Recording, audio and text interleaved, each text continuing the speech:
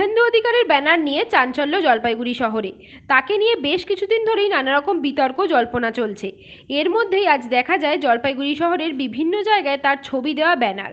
সেখানে সাধারণ মানুষকে বিজয়া, দীপাবলি, ছট পুজোর শুভেচ্ছা জানানো হয়েছে। সেখানে তাকে তৃণমূল নেতা নয়, জনতা সেবক হিসেবে পরিচয় দেওয়া হয়েছে। প্রসঙ্গত, জলপাইগুড়িতে শুভেন্দু অধিকারীর প্রভাব এতদিন স্পষ্টভাবে বোঝা যায়নি। জলপাইগুড়িতে তিনি খুব কম এসেছেন। পরিবহন মন্ত্রী হিসেবে দায়িত্ব নেওয়ার পর একবার এসেছেন। সেখানে তার এই ব্যানার ঘিরে রাজনৈতিক মহল তো বটেই, সাধারণ মানুষের মধ্যেও জল্পনা তুঙ্গে। দেখুন, তৃণমূলের নামটা আস্তে আস্তে শুভেন্দুবাবু মুছে ফেলার চেষ্টা করছেন। উনি তৃণমূল বলে আর থাকবে না, এবং কিছু স্বচ্ছ মানুষ তো থাকে। সেই স্বচ্ছ মানুষের মধ্যে তিনি একজন। তাকে সব স্তরের মানুষই ভালোবাসে। এতদিন উনি নিজের ঘরে তার এই সম্বন্ধে লেখা পোস্টার পড়তো, আজকে জলপাইগুড়িতে বিভিন্ন জায়গায় পড়ছে। এতে বোঝা যাচ্ছে তৃণমূল নামক যে দলটা রয়েছে, সেই দলটা আগামী দিনে তৃণমূলের সঙ্গে থাকবে না। এবং বিশেষভাবে দেখবেন এই পোস্টারের মধ্যে তৃণমূলের কোনো সিম্বল নেই এবং তৃণমূলের কোনো উল্লেখ নেই। একজন জননেতা হিসেবে তাকে তুলে ধরা হয়েছে। এরকম একজন জননেতা, সত্যিকারের যে নেতা যিনি থাকেন পশ্চিমবঙ্গে, তার একটা প্রভাব আছে। এবং জলপাইগুড়িতে দেখছি যে একটা ভালো পোস্টার লেগেছে। ভালো কথা, কোনো অসুবিধা নেই আমাদের। এবং ওনাকে সবসময় যে কোনো রাজনৈতিক দলেই তিনি যাবেন এবং সেই রাজনৈতিক দলের মানুষের জন্য উনি কাজ করবেন। তাই ওনার জন্য সবসময় আমরাও যারা লাগিয়েছেন তাদেরকেও আমরা শুভেচ্ছা দিচ্ছি যে ভালো মানুষ ভালো জায়গায় থাকুক, এটাই আমাদের কাম্য। দেখুন, ভালো মানুষ যারা মানুষের জন্য কাজ করতে চান তাদের জন্য তো একমাত্র দল হচ্ছে বিজেপি। কারণ হচ্ছে বিজেপি সবচেয়ে প্রথমে আগে দেশটাকে চিন্তা করে। আমাদের প্রথম কাজই হচ্ছে দেশের নিয়ে, তারপর দল, তারপর নিজের জন্য। আর সেখানেই হচ্ছে শুভেন্দুবাবুর সমস্যা। কেন, শুভেন্দুবাবু যে দলটা করতেন সেখানে আগে ব্যক্তিকেই পূজা করা এবং কাটমানির সমস্যাটা সবচেয়ে বেশি সেখানেই চলে, পয়সা নিয়ে। কিন্তু শুভেন্দুবাবু ফ্যামিলি ব্যাকগ্রাউন্ড যা রয়েছে, তার পরিবারতন্ত্র, তাতে কেউ তার এগেনস্টে কোনো রকম পয়সার এলিগেশন নিয়েছে এগুলো কোনো করতে পারবেন না। তিনি স্বচ্ছ মানুষ, এবং স্বচ্ছ মানুষ স্বচ্ছ দল ছাড়া অন্য জায়গায় থাকতে পারবেন না, এটা সকলেই জানে।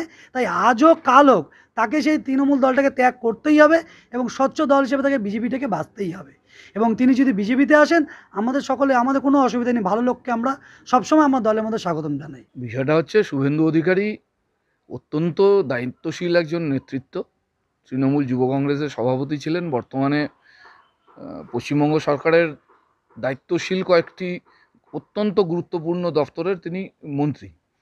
এখন বিষয়টা হচ্ছে যে ওনার রাজনৈতিক অবস্থান বা ওনার রাজনৈতিক ক্রিয়াকলাপ, মাঝখানে তিনি করোনায় আক্রান্ত হন এবং তার যে রাজনৈতিক কাজকর্ম থেকে কিছুদিন তিনি বিরত ছিলেন।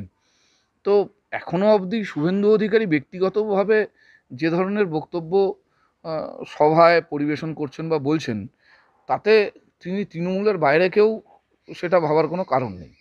আর এই বিষয়কে কেন্দ্র করে একটা বিড়ম্বনার সৃষ্টি বা তৃণমূল কংগ্রেসের দলের অভ্যন্তরীণ বিভাজনের সৃষ্টির জন্য কিছু মানুষ হয়তো সক্রিয় হয়ে থাকতে পারেন।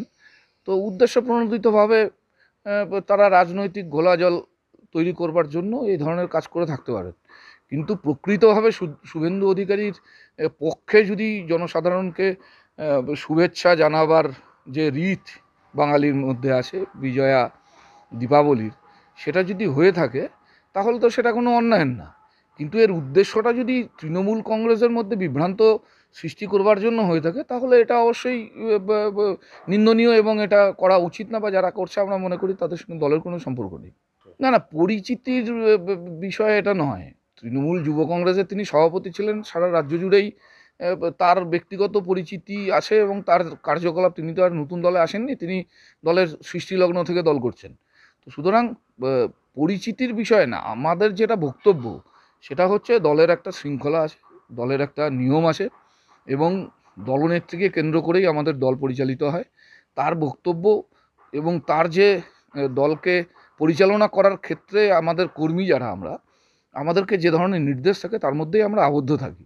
সুতরাং তার বাইরে গিয়ে ব্যক্তিগত প্রচেষ্টায় কোনো স্থান তৈরি করবার যদি কোনো প্রয়াস থাকে তাহলে সেটা তো দল ভাববে, সেটা দলের বিষয়। কিন্তু আপনি যেটা বললেন জলপাইগুড়ি শহরে যে বিজয়ার বা দীপাবলির শুভেচ্ছা বার্তা জানিয়ে শুভেন্দু অধিকারীর ছবি ব্যবহার করে যে প্রচার, সেই প্রচারের দুটো উদ্দেশ্য হতে পারে। একটা হচ্ছে সদ উদ্দেশ্য, সেটা স্বাভাবিক, একটা শুভেচ্ছা তিনি জানাতেই পারেন রাজ্য সরকারের দায়িত্বশীল একজন মন্ত্রী হিসেবে।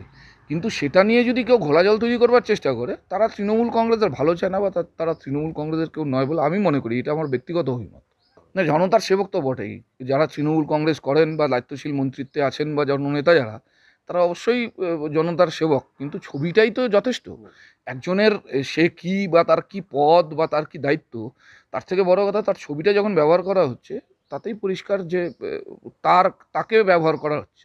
না না, আমার প্রশ্ন সেটাই। আপনি যেটা বলছেন যে তাহলে তো কোনো সংস্থা বা কোনো ব্যক্তি যদি উৎসাহিত হয়ে সেটা প্রচার করবার দায়িত্ব নিয়ে সেটা প্রচার করে থাকেন, তাহলে তার তো অলক্ষ্যে থেকে লাভ নেই, তার তো প্রকাশ্যে বলা উচিত। কারণ শুভেন্দু অধিকারী একটা বিজয়া বা দীপাবলির শুভেচ্ছা জানাচ্ছেন, তাতে অলক্ষ্যে থাকার কোনো কারণ নেই বলে আমি মনে করি। তিনি তো তৃণমূল কংগ্রেসের একজন সম্পদ।